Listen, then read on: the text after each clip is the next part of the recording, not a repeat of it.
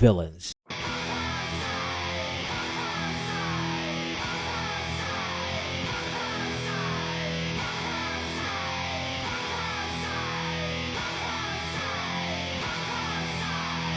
Defined as a character in a story or play who opposes the hero, they are the driving force of conflict in the story, and their MO? To f it up. Green Goblin, Joker, Darth Vader, all these villains come in all shapes and sizes, but their main goal is to create a metaphorical wall the hero has to get through. Let me set the stage. Wuthering Waves. It's a swell game, you know, I'll put some time into it. The story focuses on the titular Rover, a mysterious alien with no memory of who they once were, but are tasked with the mission to save the world. How are they gonna do that? Well, I don't fucking know. But they've been making some progress. What type of progress? How about creating and establishing an entire city?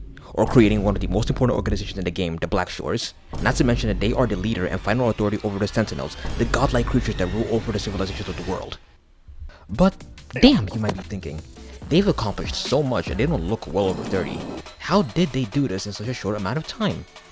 Well, my precious viewer, that's actually the funny part. Despite looking like they just reached drinking age, Rover is old as shit. All they've accomplished was done in the span of thousands of years.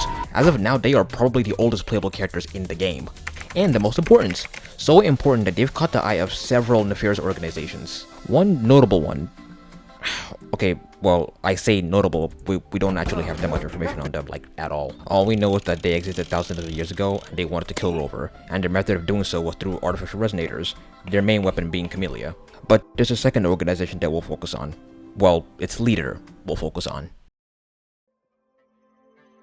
The Fraxidus, the main bad guys of the game. I briefly talked about its members in a previous video, that you should watch by the way. But most of the bad shit that happens in this game is because of these fuckers scheming in the background.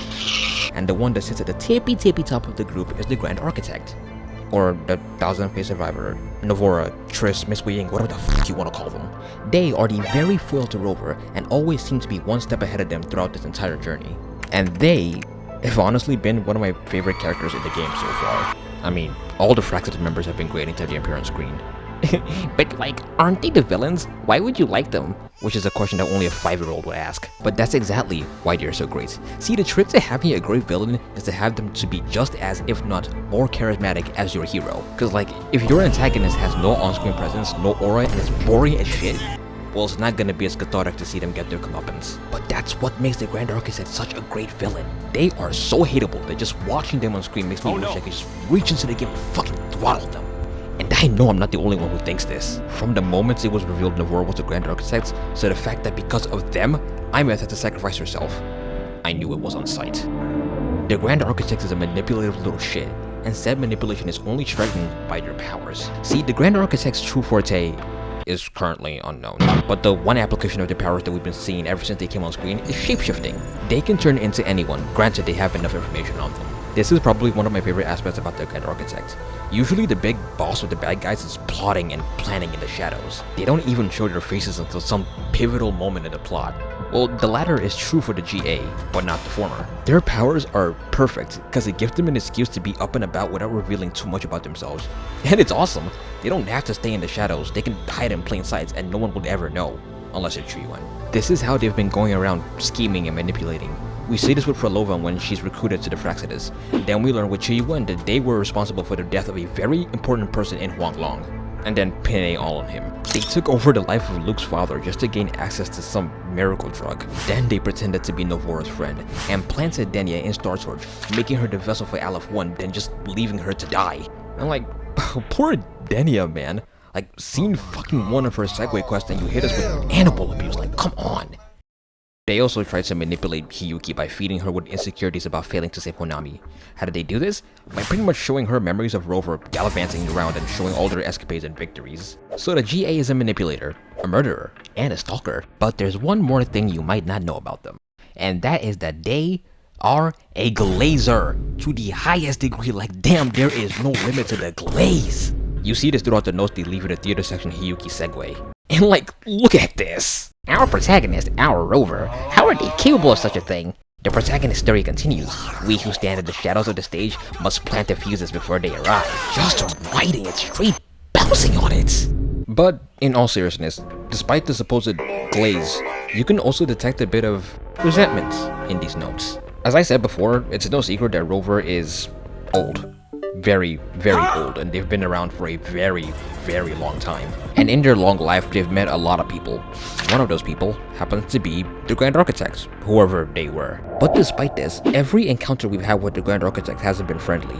Daniel's segue quest actually gives more information on the Grand Architect's relationship with Rover. Despite their deceitfulness and meticulous planning, most of that doesn't matter as compared to what seems to be their own personal goal: to essentially break Rover. The Fraxidus' main objective is to accelerate the next lament, using any means necessary to ensure that it happens so that mankind evolves somehow. But all that planning doesn't seem to matter when there's an opportunity to bring Rover down to their level. Rover is the GA's greatest rival, and for some reason we have yet to learn, they are obsessed with them.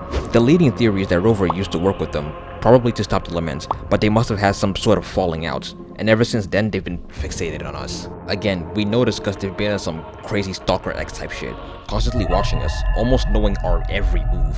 Hell, they even got our memories from the moment we fell to Solaris. How the fuck did they even get this? They weren't even there when we woke up. Were they? Now, originally I was gonna have this next part of the video be all about the Yang Yang Grand Architect theory, but editing takes a long ass time, and I'm slow as shit. So in the time it took to make this video, Yang Yang got a 5-star version of herself, and the 3.5 trailer for Mangzhou Zhanfang got released, and damn, it's looking kinda sexy, honestly. Bro, look at Rover. In like 10 years, Kuro's about to render a hair follicle on their head, and Dungeon finally gets a quest. But back to my points, that theory instantly went down the drain. Let me briefly go over the theory real quick. In Hiyuki's Segway quest, there's a specific note written by the GA that caught a lot of people's eye: Rover, which I used that name for them. For now. Now, in case you forgot, the name Rover was given to us by Yang Yang, the first face we saw when we first woke up in the Gorgeous Spirits. But here's where it gets fishy. See, if she gave that name to Rover, then how could the Grand Architect possibly know it? Unless they were there! In disguise! As Yang Yang! That's right. The first friendly face we saw, the poster girl of the game, was our sworn enemy all along. And I mean, it makes sense. How was she able to get the dimension Scar put her in? And how else could she know all the stuff the Rover's been through? See, this is what the Grand Architect does. They make you paranoid. Now if anyone in the game so much just looks funny or even acts weird, well, there's no other explanation. You have to be the GA in disguise. And Yang Yang is no different.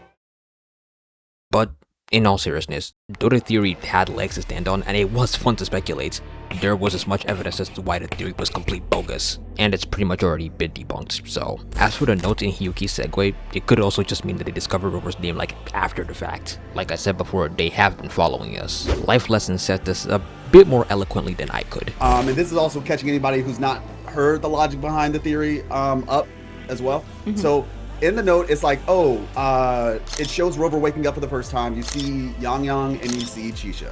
And in the note, it says, we shall call him or her Rover, because obviously depending on which Rover you have. Yeah. And so essentially what people took from that was, the Grand Architect is basically naming Rover in this note. And Yang Yang is the one who actually said that originally. She's the one who said, let's call you Rover. Yeah.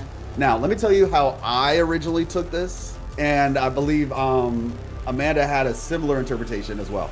Originally, I just took it as, let's just say Rover's name is John, right? Well, the Grand Architect knew Rover way before the memory loss. So it could be the case that, they had a little internal meeting and they're like, let's just say if the Grand Architect wasn't Yang Yang, they're watching the scene play out. Yang Yang says, how do you like Rover? And John, Rover, says, sure. And so then the Grand Architect is like dialing up everybody. He's like, hey everybody, John, we're calling John Rover now. It's just like for the time being, because if you actually look at the note, it says for the time being, we will call them Rover.